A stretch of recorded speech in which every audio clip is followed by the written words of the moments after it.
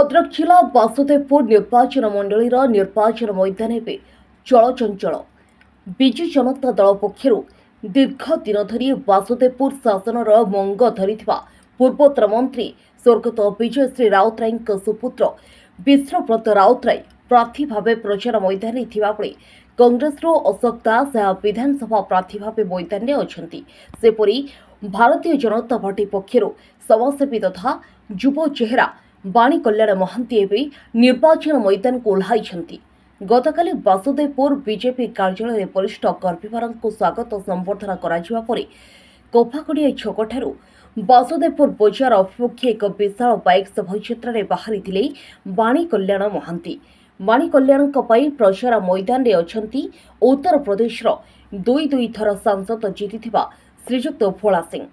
भद्रक लोकसभा प्रार्थी श्रीजुक्त अभिमन्यु सेठी और बासुदेवपुर बीजेपी बहु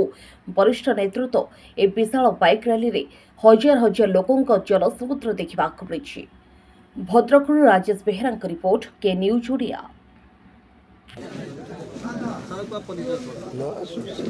मेरा नाम डॉक्टर भोला सिंह है। उत्तर प्रदेश से मैं यहाँ पे आया हूँ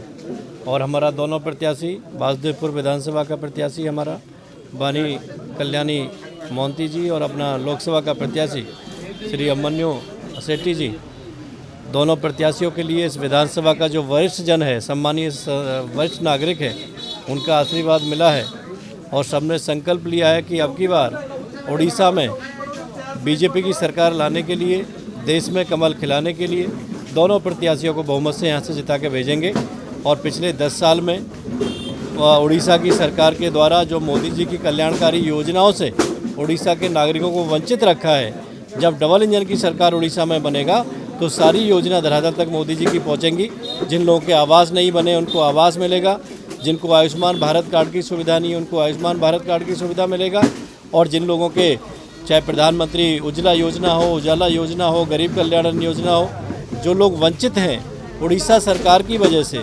वो यहाँ पर लाभ मिलेगा। उसके साथ साथ उड़ीसा का चहुमुखी विकास, चाहे वो मेडिकल कॉलेज निर्माण हो, चाहे हॉस्पिटल हो, चाहे विद्यालय, चाहे यूनिवर्सिटी, चाहे आईटी, चाहे आईएम, चाहे सड़कों का निर्माण हो, पूर्णतः विकास होगा उड़ीसा में डबल इंजन की सरकार भाजपा के आने से।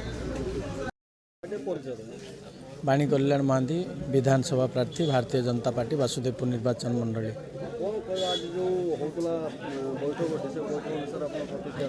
देखु आज थिला आमर दलर जो माने वरिष्ठ कार्यकर्ता अच्छा जो माने बहुत दिन है दल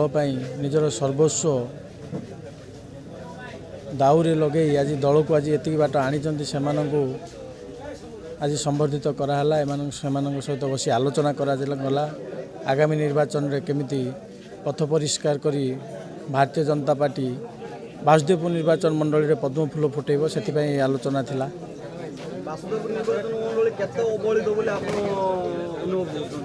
देखो बासुदेवपुर निर्वाचन मंडल दीर्घ 45 वर्ष धरी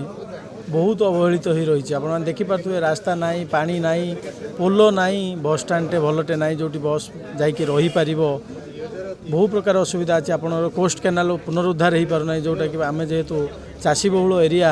आम समस्ते गोटे कोस्ट केनाल उपरे डिपेंड करके रोते किंतु से कोस्ट केनाल आज जहाँ पुनरुद्धार हो पारा ना।